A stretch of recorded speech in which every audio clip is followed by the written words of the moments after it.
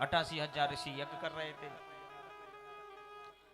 अच्छा, ये तीर्थ की रचना कब हुई है, थोड़ा इस विषय में आपको बताएं, क्योंकि आप यहाँ आए हो तो आपको बताना चाहिए। एक बार संत ऋषि मुनि ब्रह्मा जी के पास गए, कहा कि हमें यज्ञ करना है और यज्ञ के लिए हमें कोई ऐसा स्थान बताइए जहां हमें कोई परेशानी नहीं आए, हमें कोई दिक्कत नहीं आए, हमें उसका फल भी अधिक मिले। तो भगवान ब्रह्मा जी ने कहा कि देखो, मैं तो नहीं बता सकता, क्योंकि स्थान तो सभी अच्छे हैं, जहां भगवान की कथा करो वही धाम है भगवान का। वो तो फिर भी मतलब कोई स्थान तो होगा। तो कहा देखो, मैं भगवान से प्रार्थना करता हूं। तो ब्रह्मा जी ने नारायण भगवान से प्रार्थना करी। नारायण भगवान ने अपना सुदर्शन चक्र छोड़ा और कहा कि ये चक्र जहां जाकर के रुक जाए वह स्थान तुम्हारे लिए बड़ा उत्तम है। ऋषि मुनि पीछे पीछे चक्र आ गए और यह चक्र यहां आकर के रुका इस स्थल पर। ऋषि मुनियों ने कहा कि यही हमारे लिए उत्तम स्थान है, हम यही यज्ञ करेंगे। तो यहाँ यज्ञ किया और उसी यज्ञ का दर्शन करने के लिए सूत जी महाराज आए हैं। और यज्ञ में कितने संत हैं? 88,000, 88,000 संत यहाँ विराजमान है। और प्रथम जो है मुख्य संत जो मंडलेश्वर होते हैं, जो बड़े महंत होते हैं, वह है सौनक जी महाराज। उनका नाम था सौनक जी।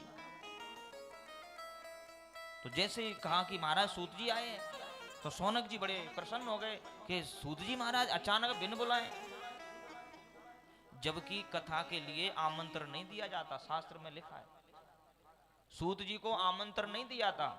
हम लोग कहते हैं पहले नारियल संकल्प दीजिए, भागवत तब कराइए। देखिए, यहाँ सूत जी को नारियल देने के लिए नहीं बुलाया, ये तो दर्शन करने आए। और उधर आप सुखदेव जी को देखिए, सुखदेव जी महाराज जब राजा परीक्षित को सुनाने गए तो वो भिक्षा मांगने गए थे। कल कथा सुनेंगे हम लोग। तो वो भिक्षा मांगने गए तो उन्होंने देखा कि संत बैठे हैं, तो पहुंच गए मंडली में, देखा तो वहां विषय कुछ और था। तो उन्हें तो पता ही नहीं है कि क्या विषय है, वो तो कुर्सी पे जाके बैठ गए। अब वो कुर्सी कोई साधारण तो थी नहीं, प्रस्ताव रखा था तुम्हारा कल्याण करने वाला ही बैठेगा। और सुखदेव जी ने सोचा कि खाली पड़ी है तो बैठ जाओ। पर वहां तो चलो फिर भी निवेदन कर लिया, पर यहां तो सूत जी महाराज 88,000 ऋषियों के बीच में आ गए। अब सब अपना अपना प्रश्न करेंगे तो कथा हो नहीं पाएगी। तो एक श्रोता बनाओ। बोले किसको बनाए? बोले सौनक जी महाराज को बनाओ। सब लोगों ने कहा ठीक है, सौनक जी महाराज को श्रोता बनाया। उन्होंने यह निवेदन किया कि महाराज मेरे 5 प्रश्न हैं और आप मुझे बताइए, आप विद्वान हैं, मैं आपसे जानना चाहता हूं। 5 प्रश्न किए, जिसमें से 2 संतों के लिए किए और 3 ग्रस्तों के लिए, संसार वालों के लिए। जोर से बोलो राधे राधे। पहला प्रश्न किया कि अज्ञान ध्वंस विध्वंस कोटि सूर्य सम प्रभा सूता क्याई कथा सारम मम कर्ण रसाय नमः। पहला प्रश्न किया ये, अज्ञान को मिटा दे और सूर्य को प्रकाश कर दे। तो महाराज वो सूर्य कौन सा है? बोले अज्ञान रूपी सूर्य चाहिए, क्योंकि ज्ञान रूपी जो सूर्य होगा वो हमारे अज्ञान को मिटा देगा। एक और अच्छा प्रश्न किया पीछे, सूता क्या ही कथा सारम। यहां सूत जी महाराज से सौनक जी ने ये बहुत अच्छी बात कही, क्योंकि बड़े विद्वान थे सौनक जी महाराज जो कथा सुन रहे हैं। वो जानते थे कि कलयुग है और कलयुग में समय कम होगा, और समय कम होगा तो कथा भी कम सुनेंगे। एक तो आयु कम, 100 वर्ष की आयु, और 100 में भी अब जो है 50 वर्ष रह गए, 20 वर्ष हम पढ़ने लिखने में गुजार देते हैं, 20 के बाद में विवाह करवा देते हैं, तो 20 से और 20 साल कमाने में निकल जाते हैं। 50 साल के बाद में फिर घर में बैठो, बच्चे अच्छे मिल जाएंगे तो सेवा हो जाएगी, नहीं तो फिर घर के बाहर वृद्धाश्रम में जाओ। तो कब करें कल्याण, फिर कैसे भजन करें प्यारे।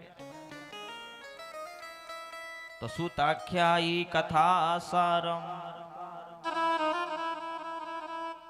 शौनक जी ने कहा सूत जी महाराज हमें कथा सुनाइए, लेकिन हमें वह कथा मत सुनाइए जिसमें समय लगे।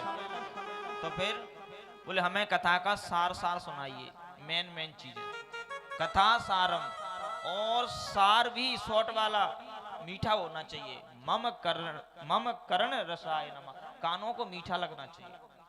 और कैसा मीठा लगना चाहिए?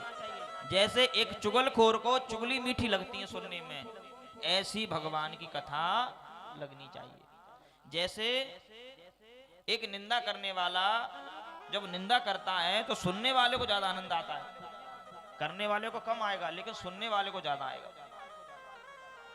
कहीं कोई शोर मचा रहा होगा तो वो क्या कहेगा, भैया चुपचाप रहो ना, सुनने दो क्या हो रहा है। ऐसे ही बोले भगवान की कथा भी ऐसी होना चाहिए कि पड़ोस में बगल में बैठने वाला अगर बात करता हो तो वो कहे भैया शांत हो जाओ, कथा सुनने दो। कथा इतनी मीठी लगना चाहिए, वह कथा सुनाइए। देखिए शौनक जी कितने ढंग से मतलब प्रश्न कर रहे हैं,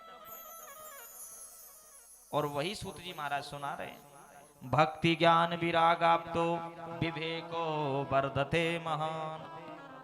यह भागवत कथा सुन करके उन्हें ज्ञान होना चाहिए, देखो, और उनके मन में प्रेम की भावना, प्रेम की ज्योति जलना चाहिए। अगर भागवत सुन करके आप शाम को आपके जीवन में परिवर्तन नहीं आया तो आप समझ लो कि हमने आज कथा सुनी ही नहीं है। 4 घंटे में से अगर 2 मिनट की कथा भी समझ में आ जाएगी तो भाव बदल जाएगा, भक्ति आ जाएगी, कहीं ना कहीं हमारे मन में डर आ जाएगा कि परमात्मा भी है। भक्ति ज्ञान विरागाप्तो विवेको वर्धते महान। माया मोह, जो माया है ना, धन मोह है कि जो मेरा है, माया मोह निरारश्य वैष्णव्यो क्रियते कथम। ये वैष्णवों का परम धन है। ये भगवान की जो कथा है ना, इस संसार का धन तो कोई चुरा सकता है, लेकिन परमात्मा की कथा का कोई धन चुरा नहीं सकता। पायो जी मैंने राम रतन धन पायो, चोर न लेवे खर्च न होवे,